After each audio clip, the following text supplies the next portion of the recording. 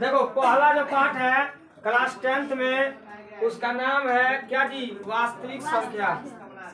क्या क्या नाम है? वास्तविक संख्या। वास्तविक संख्या, ठीक है। इसको अंग्रेजी में क्या कहते हैं? Real number. क्या कहते हैं? Real number. आपको हम कल बताए थे कि परमेय एवं अपरमेय संख्याओं के समूह को क्या कहते हैं? परमेय एवं अपरमेय संख्याओं के समूह को क्या कहते हैं?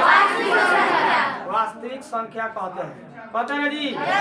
अब देखिए, अब इसमें जो वास्तविक संख्या हम लोग पढ़ने जा रहे हैं, इसमें एक नाम आता है यूक्लिड विभाजन एल्गोरिथम। यूक्लिड विभाजन एल्गोरिथम।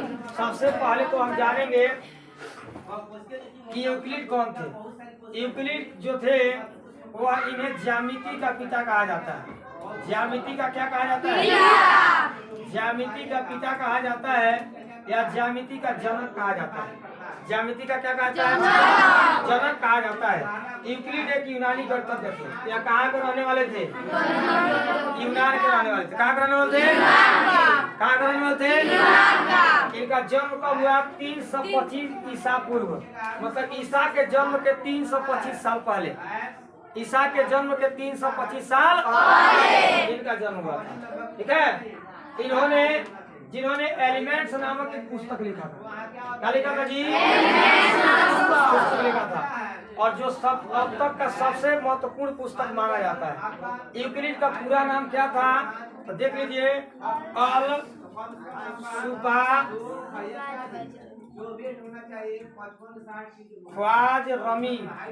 ख्वाजरमी यूक्लिड। यूक्लिड का पूरा नाम था अल सुबा ख्वाजरमी यूक्लिड। बात समझ में आ रहा है? तो यूक्लिड को ज्यामिति का क्या कहा जाता है? यूक्लिड को ज्यामिति का क्या कहा जाता है? पिता कहा जाता है, जनक कहा जाता है। यह एक यूनान के गणितज्ञ थे। यूनान के क्या थे? इनका जन्म कब हुआ? 325 ईसा पूर्व में। 325 ईसा ईसा के जन्म के 325 साल पहले। ईसा के जन्म के 325 साल पहले। ईसा के जन्म के 325 साल पहले इनका जन्म हुआ था। सॉरी, आज ठीक है, ठीक है। आगे बढ़े, आगे बढ़े ना? चलिए अगला देखते हैं। अगला देखिए क्या है। अगला देखिए, यूक्लिड विभाजन एल्गोरिथम का प्रयोग करके हम क्या करते हैं। यूक्लिड विभाजन एल्गोरिथम, आपसे पूछा जाए कि यूक्लिड विभाजन एल्गोरिथम क्या है, तो इन्होंने एक सूत्र दिया था जिसका नाम है A बराबर BQ प्लस R। यही यूक्लिड विभाजन एल्गोरिथम है। यही क्या है? यूक्लिड विभाजन एल्गोरिथम है, ठीक है। बात हो रहा है जी। A बराबर BQ प्लस R। आपसे पूछा जाएगा कि A बराबर BQ प्लस R का प्रतिपादन किसने किया था? किसने किया था? यूक्लिड ने किया था। A बराबर BQ प्लस R का प्रतिपादन यूक्लिड ने किया था। किसने किया था जी? यूक्लिड ने किया था। जहाँ A बराबर क्या है? A बराबर है भाज्य। क्या है? भाज्य है। B बराबर है भाजक। B बराबर क्या है? Q बराबर क्या है? Q बराबर क्या है? और R बराबर क्या है? शेषफल है। R बराबर क्या है जी? शेषफल है। R बराबर क्या है? शेषफल। कोई दिक्कत किसी को? यूक्लिड ने कहा कि जब हम किसी B से भाग देते हैं A में, भाग देते हैं किसमें? A में, तो Q भागफल आता है और नीचे R शेषफल आता है।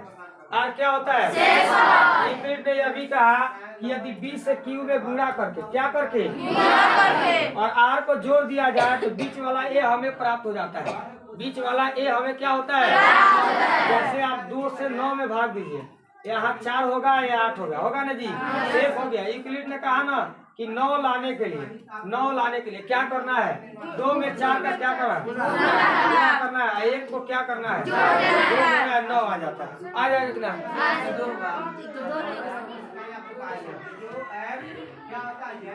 2 गुना कितना होगा 4 प्लस में कितना होगा 1 समझ में आया।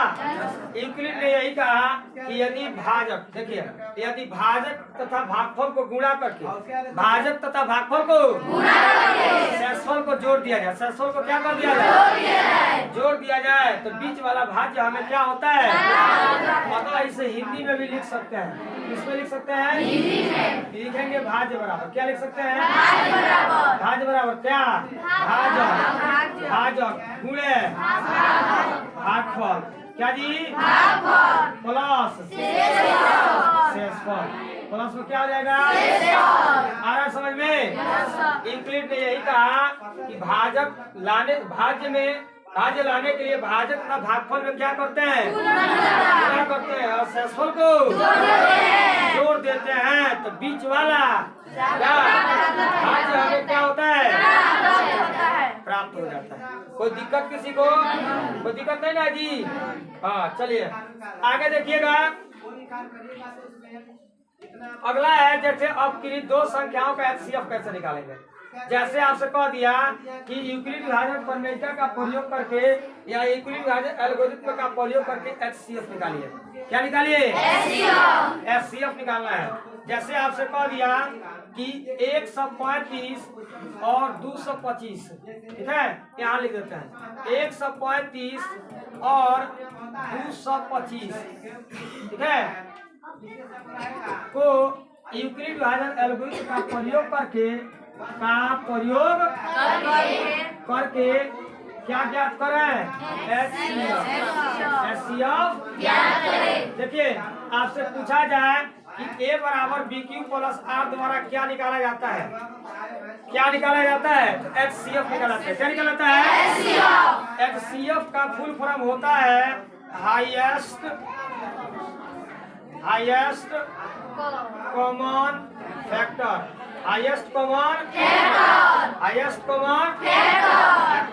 समझ में आ रहा है। हाँ इसी को महत्तम समोपद यानी हिंदी में मौसा कहा जाता है। क्या कहते हैं महत्तम समोपद या मौसा कहा जाता है। समझ में आ रहा है। अंग्रेजी में इसी को HCF कहा जाता है। क्या कहता है HCF कहा जाता है। कोई दिक्कत नहीं ना है। अब आपको निकालना क्या है 135 और 225 का क्या निकालना है HCF। क्या निकालना है जी सबसे पहले हम इधर लिखेंगे 135 से 225 में रफ कार्य कर लेंगे। क्या करेंगे जी रफ पे बनाना है। किसको बनाना है चलिए 135 में 1 से गुणा करेंगे तो 135 आएगा ना जी। ये हुआ आपका 0 12 में से 3 दिया 9 है कट गया। इसको तब तक नहीं घेरना है जब तक इसका मान इससे कम ना हो जाए। 135 से 90 कम है कि ज्यादा है कम है तो इसको घेर देंगे और फिर 135 को ला के लिख देंगे। लिखा गया मौसा ही में बनाया जाता है जी।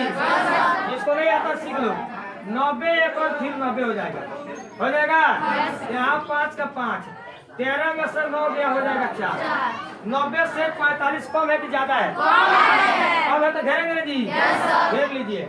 ऐसे कितना हो गया 45 गुना कितना हो गया 45 गुना कितना होता है। अब चलिए अब इसको हम बनाएंगे HCF। क्या बनाएंगे HCF। अब यूक्लिड विभाजन एल्गोरिथ्म का प्रयोग करेंगे। यूक्लिड विभाजन एल्गोरिथ्म का आप प्रयोग करेंगे तो लिखेंगे चूंकि यूक्लिड विभाजन एल्गोरिथ्म से यूक्लिड विभाजन एल्गोरिथ्म से यूक्लिड विभाजन एल्गोरिथ्म जब बनाएंगे तो इधर लिखेंगे A बराबर BQ प्लस R होता है ना। अच्छा देखिए जितना है बीच में सब A है सब क्या है तो एक जगह पे लगातार पूरा 3 को लिख दें। क्या लिखा पहले कितना लिखेंगे 225 उसके बाद से 135 उसके बाद से तीनों के बराबर में लिख लें। अच्छा 225 बराबर क्या लिखेंगे ऐसे इसमें गुणा करेंगे जी तो क्या लिखेंगे 100 एक प्लस में कितना अरे समझ मेरा अरे चलिए फिर अब 135 के बीच में पहले कितना लिखाएगा? और गुणा कितना? प्लस में 45। फिर नीचे आएंगे, फिर कितना लिखना है? प्लस में 0। जहाँ प्लस में 0 आ गया समझ लीजिए वहीं पर एचसीएफ है। वहीं पर क्या है? बताइए एचसीएफ का मान कितना होगा? एचसीएफ का मान 0 होगा जी। जिससे कटता है जिससे कटेगा वही क्या होता है? एचसीएफ होता है। एचसीएफ का मान कितना हो जाएगा? 45। कोई दिक्कत किसी को? बन जाएगा ना? किसी को इसमें कोई दिक्कत दिखाई दे रहा है जी? कोई यूक्लिड विभाजन एल्गोरिथ्म का प्रयोग करके इसी टाइप से निकाला जाता है। ठीक है, यूक्लिड विभाजन एल्गोरिथ्म का प्रयोग करके इसी टाइप से हम क्या निकालते हैं? एचसीएफ निकालते हैं। क्या निकालते हैं? एचसीएफ निकालते हैं। कोई दिक्कत किसी को? कोई दिक्कत नहीं ना आई? चलिए आगे बढ़े। चलिए एक थोड़ा सा और है, देखिए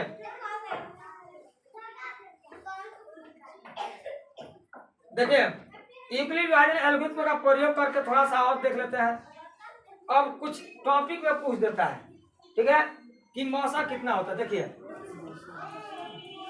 किन्हीं दो क्रमागत संख्याओं